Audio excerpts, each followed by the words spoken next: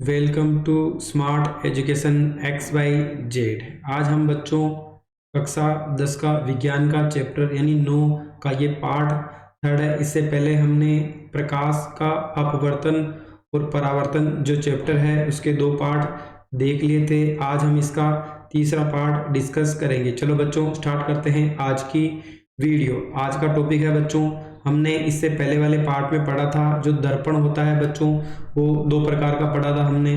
पहला था उत्तल दर्पण जिसका परावर्तक पृष्ठ बाहर की ओर हो, यानी किधर होगा बच्चों, बाहर की ओर हो।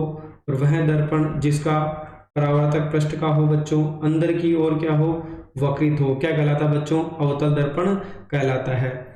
अगला टॉपिक है बच्चों, इसके उपयोग कहाँ कहाँ किए जाते हैं। तो हमने पढ़ा था कि बच्चों जो अवतल दर्पण होता है उसको अभिसारी बोलते हैं और जो उत्तल होता है उसको अपसारी बोलते हैं। अभिसारी का मतलब जो प्रकाश की किरणों को एक जगह एकत्रित करने का काम करता है। जैसे बच्चों बहुत सारी जो प्रकाश की किरणें आ रही है उनको एक ही बिंदु पे क्या करेगा, एकत्रित करेगा, वो हमारा अभिसारी दर्पण या हम कह सकते हैं कि वह अवतल दर्पण कहलाता है।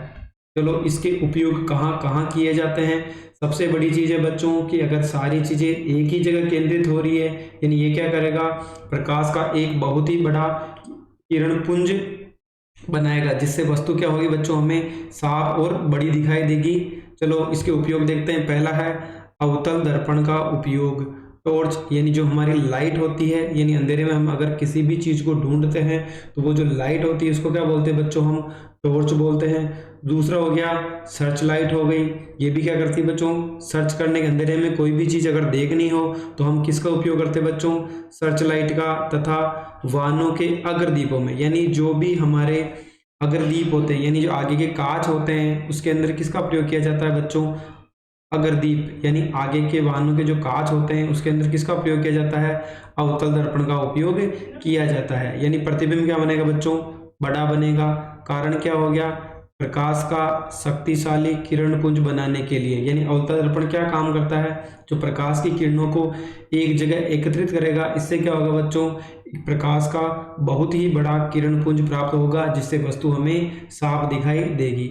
दूसरा है सेविंग दर्पण, यानी बच्चों जब हम नाई के पास जाते हैं तो वहां पे क्या करते हैं बच्चों, बहुत बड़े कांच लगे होते हैं, वो क्या काम आते हैं, यानी जो हमारा चेहरा है उसका प्रतिबिंब अगर हमें बड़ा देखना है तो किसके अंदर देखेंगे बच्चों, हम सेविंग दर्पण में देखेंगे। यानी उसके अंदर भी किसका प्रयोग किया जाता है बच्चों, अवतल दर्पण का प्रयोग किया जाता है। कारण क्या है इसका, चेहरे का बड़ा प्रतिबिंब प्राप्त करना, यानी ये प्रकाश की किरणों को एक जगह एकत्रित करेगा।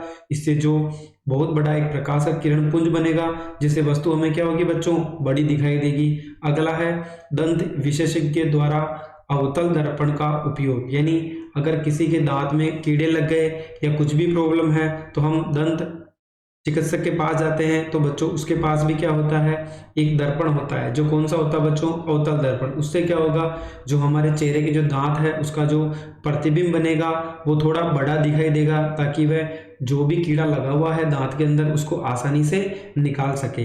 अगला है सौर भट्टियों में बच्चों, सौर भट्टियों में क्या होता है, तापमान बहुत अधिक होता है, यानी सारी प्रकाश की किरणें अगर एक ही जगह पड़ेगी तो उससे क्या होगा, वो चीज जल्दी से गर्म होगी, यानी उसके तापमान में बहुत ही जल्दी वृद्धि हो जाएगी। कारण क्या हो गया बच्चों, सूर्य के प्रकाश को केंद्रित करता है, यानी सौर कुकर में भी प्रयोग किया जाता है। केंद्रित का मतलब यानी सूर्य का सारा प्रकाश अगर एक ही जगह गिरेगा तो इससे क्या होगा बच्चों, तापमान जल्दी बढ़ेगा तो चीजें जल्दी से गर्म होगी, तो उसका उपयोग हम सौर कुकर के अंदर करते हैं। अगला है बच्चों, प्रश्न है बहुत ही इंपॉर्टेंट, सेविंग दर्पण में जब व्यक्ति देखता है तो उसका प्रतिबिंब सीधा क्यों बनता है। बच्चों हमने पढ़ा है कि अवतल दर्पण से हमेशा जो शुरू की 5 चीजें हमने पढ़ी थी प्रतिबिंब, उसमें पांचों में तो क्या बनता था बच्चों, हमेशा वास्तविक और उल्टा बनता था। लेकिन जो छठी कंडीशन थी उसके अंदर क्या था बच्चों, आभासी और सीधा बनता है। तो यही क्वेश्चन है कि हम अवतल दर्पण का उपयोग तो करते हैं लेकिन जब व्यक्ति सेविंग दर्पण में उसको देखता है तो उसका प्रतिबिंब सीधा क्यों दिखाई देता है। हमने तो पढ़ा उल्टा दिखना चाहिए, तो इसका कारण देखो बच्चों, क्योंकि इसके अवतल दर्पण की फोकस दूरी अधिक होती है, यानी जो एफ होता है बच्चों छोटा, उसका मान क्या होता है, अधिक होता है, जिससे प्रतिबिंब एफ यानी फोकस बिंदु और पी दोनों के बीच में, यानी पी का मतलब क्या हो गया बच्चों, हमारा P और F दोनों के बीच में बनता है, जिससे प्रतिबिंब क्या बनता है बच्चों, हमेशा सीधा बनता है। यानी जब फोकस दूरी है वो ज्यादा हो जाएगी, जो प्रतिबिंब होगा F और P यानी ध्रुव और फोकस बिंदु दोनों के बीच में बनेगा, तो इससे क्या होगा बच्चों, हमारा जो प्रतिबिंब होगा वो बड़ा दिखाई देगा। यानी हम जब भी सेविंग दर्पण में अपने आप को देखेंगे तो प्रतिबिंब हमें सीधा दिखता है और बड़ा दिखता है। अगला है टॉर्च में अवतल दर्पण एक परावर्तक पृष्ठ के रूप में लगा हुआ होता है। इसमें बल्ब दर्पण के मुख्य फोकस पर होता है। कहाँ पर होता है, जो बच्चों हमने देखा होगा, जो भी अगर लाइट है तो उसका जो बल्ब होता है वो थोड़ी सी दूरी पे होता है, यानी फोकस दूरी पे होता है, जिससे क्या होगा, परावर्तन के पश्चात प्रकाश का समांतर किरणपुंज बन सके। जैसे हम बाइक की बात करें, अगर हम अंधेरे में बाइक को चलाते हैं तो उसके अंदर जो लाइट होती है बच्चों, उसके अंदर कौन सा दर्पण होता है, अवतल दर्पण। ये क्या करेगा बच्चों, सूर्य की जो प्रकाश की किरणें हैं, यानी जो हमारा प्रकाश आ रहा है उसको समानांतर यानी एक ही जगह बनाने की कोशिश करेगा। यानी लाइनें क्या बनेगी बच्चों, सूर्य के प्रकाश एक ही जगह बनेगी या एक दूसरे के क्या होगी, समानांतर। इससे हम वस्तुओं को, ज्यादा दूर की वस्तुओं को भी हम देख पाएंगे अंधेरे के अंदर। अगला है सेविंग दर्पण बड़ी फोकस दूरी वाला अवतल दर्पण का सेविंग दर्पण के रूप में उपयोग होता है, क्योंकि इसका प्रतिबिंब सीधा और बड़ा बनता है। अगला है सौर भट्टी और सौर कुकर की बात करें, अवतल दर्पण एक अभिसारी दर्पण है। ये हमने पढ़ा था बच्चों, वह दर्पण जो प्रकाश की किरणों को एक ही जगह एकत्रित करने का काम करता है, वो क्या होता है बच्चों, अभिसारी दर्पण होता है, जो सूर्य से आने वाली किरणों को एक बिंदु पर अभिसारित करना यानी एक जगह एकत्रित करता है, जिसके कारण सौर भट्टियों का तापमान बहुत अधिक होता है। यानी सूर्य की प्रकाश की जो भी किरणें आएगी उनको एक ही बिंदु पे एकत्रित करेगा, जिससे क्या होगा बच्चों कि जो तापमान होगा उसमें बहुत ही जल्दी से क्या हो जाएगी बच्चों, वृद्धि हो जाएगी। इस प्रकार हमने जो अवतल दर्पण थे उसके सारे उपयोग है वो हमने पढ़ लिए। और जो अवतल दर्पण होता है वो बच्चों क्या करता है, प्रकाश की किरणों को एक जगह एकत्रित करता है, इसलिए हम इसे अभिसारी दर्पण भी कहते हैं। अगला है बच्चों हमारा उत्तल दर्पण के उपयोग। उत्तल दर्पण का मतलब हो गया जो क्या होगा, जिसका परावर्तक पृष्ठ का हो बच्चों बाहर की ओर क्या हो, वक्रित हो, तो वो क्या कहलाता है बच्चों, हमारा उत्तल दर्पण कहलाता है। ये क्या बोलते हो, इसको हम, उसका नाम ना अभिसारी दिया था, इसका नाम क्या रहेगा बच्चों, अपसारी। यानी जो प्रकाश की किरणें हैं उनको क्या करेगा बच्चों, ये फैलाने का काम करता है। यानी अभिसारी तो सूर्य की प्रकाश की किरणों को एक जगह एकत्रित करने का काम करता है, ये उनको क्या करता है बच्चों, फैलाने का काम करता है। वाहनों में पीछे देखने वाले दर्पण के रूप में किया जाता है। यह दर्पण वाहनों के पास में लगे होते हैं। जैसे बच्चों हमने देखा होगा बाइक या कार है, उसके दोनों तरफ हम स्लाइड ग्लास वाले जो साइड ग्लास होते हैं ना, दोनों तरफ होते हैं। उनका प्रयोग क्यों किया जाता है बच्चों, क्योंकि जो पीछे बहुत दूर तक कोई भी वस्तु हो उसको हम आसानी से देख सकें और उसका हमें स्पष्ट प्रतिबिंब दिखाई दे। यानी उत्तल दर्पण क्या करेगा बच्चों, पीछे की कोई भी चीज आ रही है दर्पण के अंदर तो हम उसको बड़ी आसानी से देख सकते हैं। साइड ग्लास की बात हो रही बच्चों, कारण प्रतिबिंब एक तो क्या बनेगा बच्चों, सीधा बनेगा। दूसरा है दृश्य क्षेत्र, यानी बहुत दूर की चीजों को भी हम आसानी से देख पाएंगे, क्योंकि इसका प्रतिबिंब हमेशा क्या बनेगा बच्चों, सीधा बनेगा। हमने पढ़ा है इसकी जो प्रतिबिंब की दो कंडीशन थी उत्तल दर्पण की, क्या थी बच्चों, हमेशा एक तो आभासी बनता है यानी काल्पनिक बनेगा, और दूसरा क्या होगा बच्चों, हमेशा सीधा प्रतिबिंब बनेगा। यानी एक तो प्रतिबिंब हमेशा सीधा होगा, दृश्य क्षेत्र यानी जो देखने की जगह है वो यानी बहुत पीछे की वस्तुओं को भी हम आसानी से देख सकते हैं। इस प्रकार हमने उत्तल और अवतल दर्पण के उपयोग पढ़ लिए हैं। बच्चों अगला टॉपिक देखते हैं इसी का ही, कार्तीय चिन्ह परिपाटी, बहुत ही इंपॉर्टेंट है बच्चों। इसमें से एक न्यूमेरिकल तो हमेशा पूछा ही जाता है। चलो हमने सबसे पहले पढ़ा था उत्तल दर्पण इन अवतल दर्पण जिसका परावर्तक पृष्ठ का हो बच्चों अंदर की ओर हो, यानी यहाँ पर हमारी कोई वस्तु पड़ी है उसको हम H0 कहते हैं। और बच्चों अवतल दर्पण के अंदर जितनी भी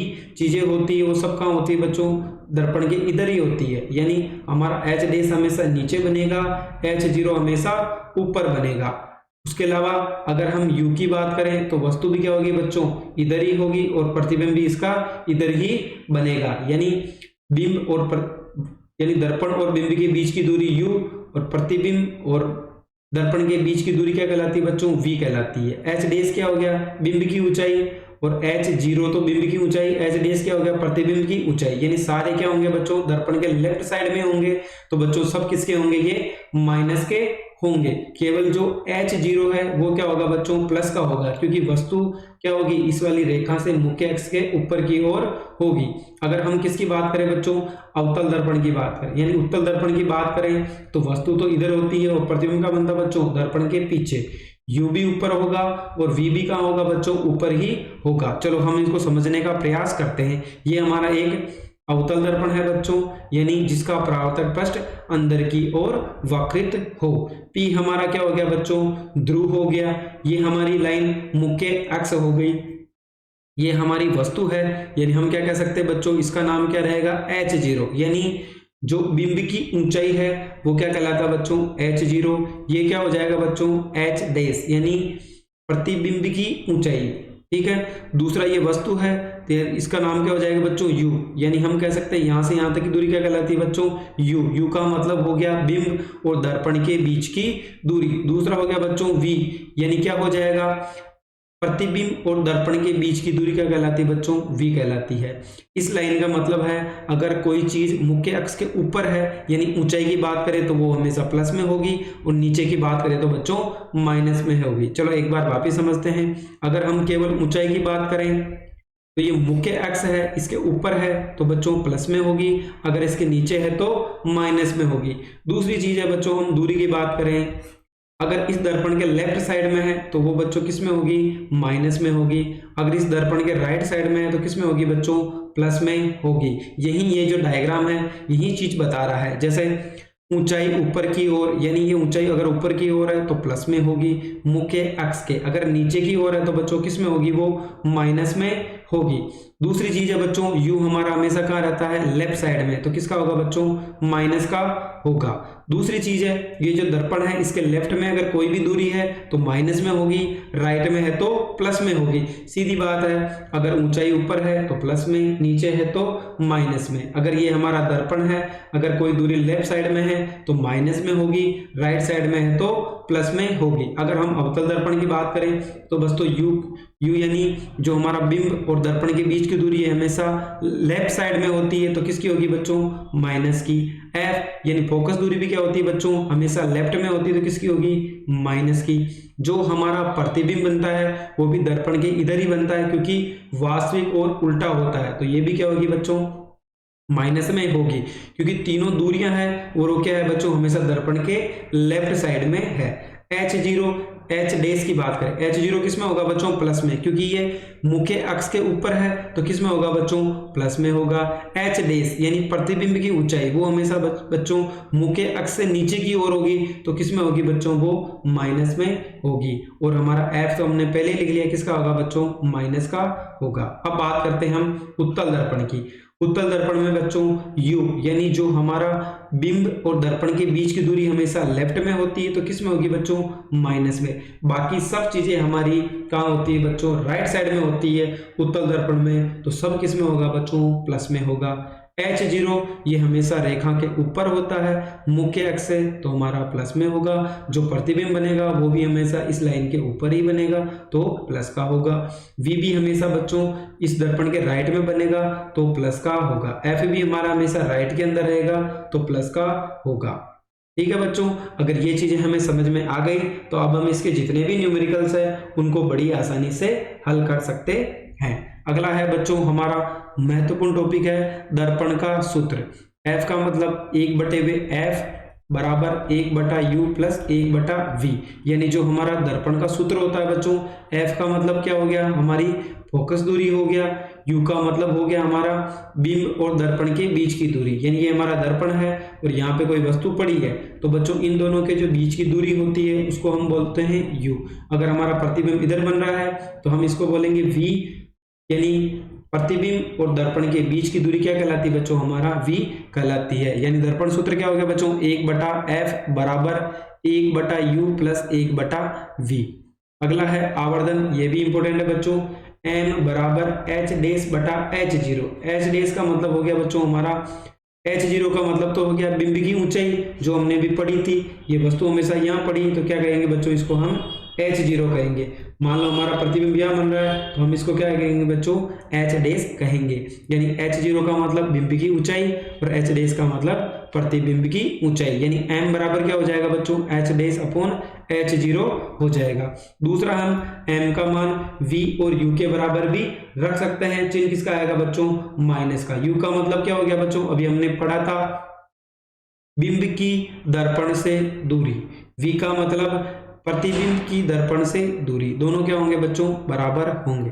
तो बच्चों हमारा m के दो मान हो गए, एक तो हो गया h डैश अपॉन H0, दूसरा हो गया माइनस का v अपॉन u। अगर मतलब दोनों का m बराबर है तो ये राइट साइड वाला पार्ट भी क्या होगा बच्चों, बराबर होगा। इसका मतलब है m बराबर h डैश अपॉन H0 बराबर v अपॉन u। यानी हम कह सकते हैं कि अगर हमें h डैश का मान और H0 का मान दे रखा है, अगर हमें m का मान पूछा है यानी आवर्धन पूछा है तो हम ये वाला सूत्र लगाएंगे। अगर हमें v और u का मान दे रखा है तो m बराबर v अपॉन u वाला सूत्र लगाएंगे। इसका मतलब ये तीनों आपस में बराबर है। अगर किसी दो का मान दे रखा है तो हम तीसरे का मान बड़ी आसानी से पता कर सकते हैं। अगला है बच्चों हमारे कुछ क्वेश्चंस है, उनको हल कर लेते हैं। इसके साथ ही हम इसके न्यूमेरिकल्स क्वेश्चंस है उनको भी हल करने का प्रयास करेंगे। एक उत्तल दर्पण से सदैव प्रतिबिंब बनता है। उत्तल दर्पण का मतलब हो गया बच्चों, हमेशा जो प्रतिबिंब बनेगा वो दर्पण के पीछे ही बनेगा। पीछे का मतलब हो गया बच्चों क्या होगा, वो एक तो आभासी यानी काल्पनिक होगा। क्या होगा बच्चों, आभासी यानी काल्पनिक होगा। दूसरा हमेशा क्या बनेगा बच्चों, सीधा ही बनेगा। क्या बनेगा बच्चों, सीधा ही बनेगा। यानी हमारा उत्तर क्या हो जाएगा बच्चों, आभासी होगा और बिल्कुल क्या होगा, सीधा होगा। दूसरा है दर्पण का सूत्र लिखिए। तो बच्चों अभी हमने पढ़ा था 1/f बराबर 1/u प्लस 1/v। f का मतलब क्या हो गया बच्चों, ये हो गया हमारा फोकस दूरी। u का मतलब हो गया बच्चों बिंब और दर्पण के बीच की दूरी। v हो गया प्रतिबिंब और दर्पण के बीच की दूरी। यानी दोनों के बीच में कौन सा साइन है बच्चों, प्लस का है। यानी ये जो चौथा नंबर का ऑप्शन होगा वो बिल्कुल सही होगा।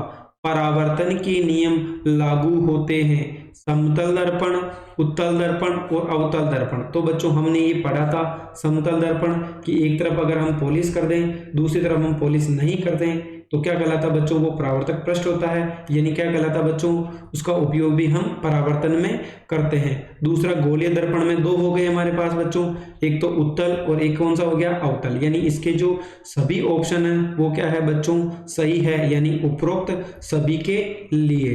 अगला है गोलीय दर्पण के परावर्तक पृष्ठ के केंद्र को क्या कहते हैं। तो बच्चों ये हमारा क्या हो गया, मान लो कि ये हमारा गोलीय दर्पण हो गया। जो इसका केंद्र होता है, परावर्तक पृष्ठ का जो केंद्र होता है उसको बच्चों हम ध्रुव यानी किसके नाम से जानते हैं, P के नाम से जानते हैं। यानी हमारा ऑप्शन नंबर 2 ध्रुव इसका सही उत्तर होगा।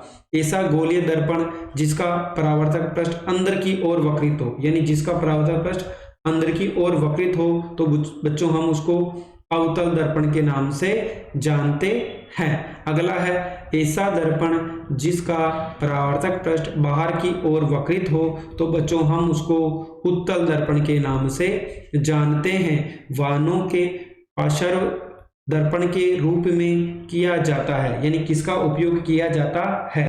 यानी बच्चों थोड़ी देर पहले हमने जब उत्तल दर्पण के उपयोग पढ़े तो हमने पढ़ा था जो पीछे के यानी साइड ग्लास होते हैं उनके अंदर किसका उपयोग किया जाता है बच्चों, हमेशा उत्तल दर्पण का उपयोग। क्योंकि एक तो प्रतिबिंब क्या होगा बच्चों, हमेशा सीधा बनेगा और जो उसका दृश्य क्षेत्र होगा वो भी क्या होगा बच्चों, अधिक होगा। यानी वो पीछे की बहुत सारी चीजों को आसानी से देख पाएगा। यानी हमारा उत्तर क्या होगा बच्चों, उत्तल दर्पण इसका सही आंसर होगा। वाहनों के अग्रदीप यानी जो हेडलाइट होती है जो अंधेरे में हमें देखने के लिए प्रयोग में ली जाती है, उसके अंदर किसका प्रयोग किया जाता है। तो बच्चों हमें पता है कि रात के अंदर वस्तुएं बड़ी आसानी से दिखाई नहीं देती है, यानी प्रकाश की किरणें एक ही जगह एकत्रित करता है और एक दूसरे के क्या करता है बच्चों, समांतर एकत्रित करता है, जिससे क्या बनता है बच्चों, प्रकाश का एक किरण पुंज प्राप्त होता है। किरण पुंज का मतलब सूर्य का प्रकाश एक ही जगह गिरेगा जिससे वस्तु हमें बड़ी आसानी से दिखाई देती है, तो उसका नाम हो जाएगा बच्चों अवतल दर्पण। अगला है चेहरे का बड़ा प्रतिबिंब देखने के लिए सेविंग दर्पण में किसका प्रयोग किया जाता है। तो बच्चों अवतल दर्पण का प्रयोग किया जाता है, जिससे प्रतिबिंब क्या बनेगा बच्चों, बहुत ही बड़ा बनेगा। दो चीजें और पड़ी थी कि जो फोकस दूरी होगी वो कहाँ का होगी बच्चों, एफ और पी के बीच में होती है, यानी ध्रुव और फोकस बिंदु के बीच में होती है। 10 सेंटीमीटर वक्रता त्रिज्या वाले अवतल दर्पण की फोकस दूरी क्या होगी, तो बच्चों हमने पढ़ा था वक्रता त्रिज्या यानी आर फोकस दूरी एफ के बीच में क्या संबंध होता है, तो बच्चों आर बराबर क्या होता है 2f, यानी एफ बराबर क्या होगा बच्चों आर बटा 2, यानी हमारी वक्रता त्रिज्या तो कितनी होगी बच्चों 10 सेंटीमीटर, और हम किसका भाग देंगे उसमें 2 का, तो अगर 10 में 2 का भाग दोगे तो बच्चों कितना आएगा 5 सेंटीमीटर, यानी हमारा इसका सही उत्तर कितना होगा बच्चों 5 सेंटीमीटर होगा। अगला है उस दर्पण का नाम लिखो जिसका प्रयोग दंत चिकित्सक देखने के लिए करता है, तो बच्चों कौन सा दर्पण हो जाएगा, वो हमारा अवतल दर्पण होगा। ये हमने पढ़ा था, क्योंकि अगर किसी वस्तु को बड़ा करके देखना है तो हम किसका प्रयोग करते हैं बच्चों, अवतल दर्पण। ये प्रकाश की किरणों को एक ही जगह एकत्रित करने का काम करता है। प्रतिबिंब की दूरी तथा बिंब की दूरी का अनुपात लेंस के व्यक्त करता है, तो बच्चों V और U दोनों को हम किसके द्वारा प्रदर्शित करते हैं, ये अभी हमने कुछ देर पहले लिखा था, उसको हम बोलते हैं बच्चों आवर्धन। क्या बोलेंगे बच्चों आवर्धन, यानी बच्चों m बराबर V अपॉन U, या हम कह सकते हैं बच्चों H dash upon H0, H dash upon H0। तो बच्चों m बराबर क्या हो जाएगा माइनस का V upon U H dash upon H0, इसका सही उत्तर होगा।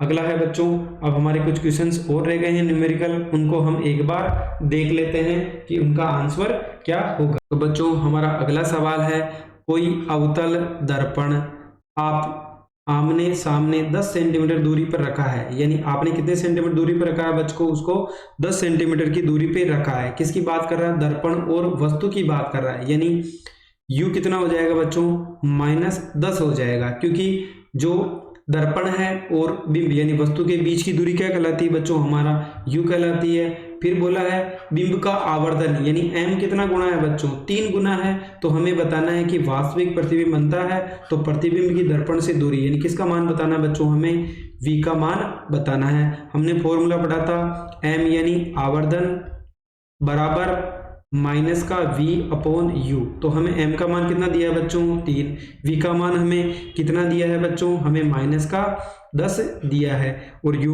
u का मान हमें क्या करना बच्चों, नहीं v का मान दिया है हमें, u का मान तो हमें v का मान हमें पता करना है, यानी v रहेगा। u का मान कितना दिया है बच्चों, हमें -10 दिया है। चलो बच्चों अब हम इसको क्या कर लें, एक बार गुणा कर लेते हैं। सबसे पहले हमने फॉर्मूले में क्या पढ़ा था, v किसका होता है बच्चों माइनस का, लेकिन बात किसकी हो रही है अभी, अवतल दर्पण की हो रही है, यानी अवतल दर्पण में दोनों चीजें किस में होगी बच्चों, माइनस में होगी, यानी दोनों चीजें किसकी होती है बच्चों, माइनस की होती है। इसका मतलब v भी किसका होगा बच्चों, यहाँ पर प्लस का होगा, यानी m बराबर v अपॉन u होगा। m का मान 3 है, v का मान हमें पता करना है, u का मान हमारा -10 है। चलो बच्चों वक्र गुणा कर लो, 10 को अगर हम 3 से गुणा करें कितना हो जाएगा बच्चों v, यानी -30 बराबर v, यानी जो हमारा v है उसका मान आएगा -30 सेंटीमीटर। यहाँ पर बच्चों हमने v माइनस का क्यों लिया है, चलो हम ये भी देख लेते हैं, प्लस का लिया है, माइनस का क्यों नहीं लिया है, क्योंकि हमें पता है कि अवतल दर्पण में v और u दोनों किस में होते हैं बच्चों, माइनस में। अगर मैं इसको भी प्लस का ले लेता तो माइनस माइनस क्या हो जाता बच्चों, प्लस हो जाता, इसलिए हमने किसका लिया बच्चों, यहाँ पर इसको प्लस का लिया है, ताकि हमारा जो आंसर आएगा वो किस में आना चाहिए बच्चों, माइनस में आना चाहिए। चलो अगला इंपॉर्टेंट सवाल है 2, उनको देखते हैं। किसी ऑटोमोबाइल में पीछे का दृश्य देखने के लिए एक उपयोग होने वाले उत्तल दर्पण की वक्रता त्रिज्या, यानी बच्चों r की बात कर रहा है, तो वक्रता त्रिज्या क्या होती है बच्चों, r बराबर कितना हो जाएगा 3 मीटर दिया है बच्चों, सेंटीमीटर नहीं हमें मीटर दिया है। यदि एक बस इस दर्पण से 5 मीटर की दूरी पर है, यानी बच्चों किसकी बात कर रहा है, ये कितनी दूरी पे है 5 मीटर, यानी दर्पण कौन सा है बच्चों, उत्तल दर्पण है, यानी सारी दूरियां किसकी होगी, माइनस की, यानी u का मान कितना हो जाएगा बच्चों, -5 मीटर हो जाएगा। दूसरी चीज बोली है, यदि तो प्रतिबिंब की स्थिति, प्रकृति, साइज हमें बताना है। तो बच्चों हम f का मान निकाल सकते हैं ना, कैसे निकालेंगे, हमें पता है f का मान कैसे निकलता है, r बराबर 2f, यानी f बराबर क्या होगा बच्चों, r बटा 2, यानी 3 में हमें 2 का भाग देना है, तो कितना आएगा बच्चों 1.5 मीटर, यानी हमारा जो f है उसका मान कितना हो जाएगा बच्चों 1.5 मीटर हो जाएगा। अब हमें क्या क्या पता करना है, एक तो v का मान पता करना है और एक हमें m का मान बताना है। चलो सबसे पहले हम सूत्र लिख लेते हैं। हमें पता है आवर्धन बराबर, सबसे पहले हमें v का मान निकालना है, तो बच्चों क्या होगा, एक f बराबर 1 बटा u प्लस 1 बटा v। चलो हमें सबसे पहले हम इसका एलसीएम ले लेते हैं, उसके बाद हम वैल्यू रख लेंगे। तो 1 बटा f, u और v का एलसीएम कितना आएगा बच्चों, हमारे पास v और u ही आएगा। कितना आएगा बच्चों, v और u ही आएगा, लेकिन हमें वैल्यू किसकी निकालनी बच्चों, v की निकालनी है। तो सबसे पहले हम क्या करें, इस u को दूसरी तरफ ले जाएं, तो ये क्या हो जाएगा बच्चों 1 बटा u बराबर 1 बटा v। दोनों का एलसीएम ले लो, f और u, तो u माइनस क्या हो जाएगा f, 1 बटा v हो जाएगा। तो v बराबर वज्र गुणा कर लो u माइनस f और f u, v का मान निकालना है, यानी f u माइनस क्या होगा बच्चों f होगा। चलो बच्चों हम वैल्यू रख लेते हैं। सबसे पहले हमें पता है f का मान कितना है बच्चों 1.5 है। उसके बाद u का मान कितना है बच्चों, हमारे पास है माइनस का 5 है। नीचे क्या आ जाएगा, वापस हमें u का मान कितना दे रखा है बच्चों, u का मान -5 है, माइनस f का मान कितना है बच्चों 1.5 है। चलो हम इनको गुणा कर लेते हैं। अगर 15 को 5 से गुणा करो कितना आएगा बच्चों, सबसे पहले तो प्लस माइनस माइनस का चिन्ह आएगा, फिर कितना आएगा बच्चों 0.75 होगा, क्योंकि 7.5 होगा, कितना होगा बच्चों माइनस का 7.5। अगर 15 को हम 5 से गुणा करें, उसके बाद ये दोनों संख्या माइनस की है तो जुड़ जाएगी, कितनी हो जाएगी बच्चों माइनस का 6.5 हो जाएगी। उसके बाद इस माइनस से ये कट जाएगा, पॉइंट से पॉइंट कट गया, यानी 75 बटे में कितना हो गया बच्चों 65 हो गया। अब हम क्या करेंगे, इन दोनों को काट लेते हैं बच्चों। अगर हम 5 की टेबल से काटें तो ये 15 बार कटेगा, ये हमारा 13 बार कटेगा, यानी 15 बटा 13, यानी v का मान कितना हो जाएगा बच्चों, हमारे पास 1.15 मीटर हो जाएगा। हमें v का मान भी पता चल गया है, तो हम किसका मान निकाल सकते हैं बच्चों, आवर्धन का मान हम निकाल सकते हैं। हमें पता है m बराबर क्या होता है बच्चों, माइनस का v बटा u। तो m बराबर क्या हो जाएगा बच्चों माइनस 1.15 और u का मान कितना है बच्चों माइनस का 5 है। माइनस से माइनस कट गया, पॉइंट हटाओ, नीचे कितना आ जाएगा बच्चों 2 आ जाएगा। 5 की टेबल से काट लो, 2 और 5 बार कट जाएगा। कितनी बार कटेगा बच्चों, 5 दूनी 10, 3 बार ही कटेगा, यानी कितनी बार कटेगा बच्चों ये 23 बार। अगर 23 में हम किसका भाग दे बच्चों 100 का, तो m का मान कितना आ जाएगा बच्चों हमारा प्लस का 0.23, यानी ये जो हमारा आवर्धन है वो किस में आएगा बच्चों प्लस में आएगा, यानी v का मान भी पता कर लिया हमने। अगर बच्चों m का मान प्लस में है, इसका मतलब प्रतिबिंब क्या बनेगा बच्चों हमारा, एक तो क्या होगा आभासी होगा, प्रतिबिंब क्या होगा बच्चों, प्रतिबिंब आभासी होगा, क्या होगा बच्चों आभासी होगा। दूसरी चीज है सीधा बनेगा, और वस्तु से कितना बड़ेगा बनेगा बच्चों, वस्तु से 0.23 गुना बड़ा होगा। कितना होगा बच्चों 0.23 गुना क्या होगा बड़ा होगा। चलो एक बार वापस समझ लो, r का मान दे रखा था, u का मान भी दे रखा था, तो हमने f का मान निकाल लिया, क्योंकि r बराबर क्या होता है बच्चों 2f। r क्या हो जाएगी वक्रता त्रिज्या, अगर मैं इसको 2 से भाग दूं तो मुझे किसका मान मिल जाएगा बच्चों f का मान मिल जाएगा। उसके बाद हमें पता है 1 बटा f बराबर क्या होता है, लें सूत्र से 1 बटा u प्लस 1 बटा v। हमें v का मान पता करना है, तो 1 बटा u को दूसरी तरफ ले जाते हैं, फिर f और u का एलसीएम ले लिया, तो हमें v का मान क्या मिला बच्चों f u बटे में u माइनस f।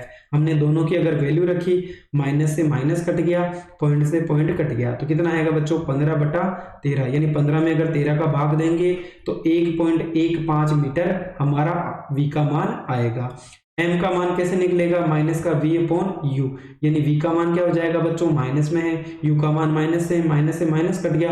अगर हम इन दोनों को काटेंगे तो बच्चों कितना आ रहा है 0.23, यानी m का मान अगर 0 में है तब तो क्या होगा बच्चों वस्तु के बराबर ही प्रतिबिंब बनेगा, अगर माइनस में है तो छोटा बनेगा, अगर प्लस में है तो बड़ा बनेगा। यहाँ m का मान किस में है बच्चों प्लस में है, यानी आभासी भी होगा सीधा भी होगा। वस्तु से कितना गुना बच्चों 0.23 गुना बड़ा बनेगा।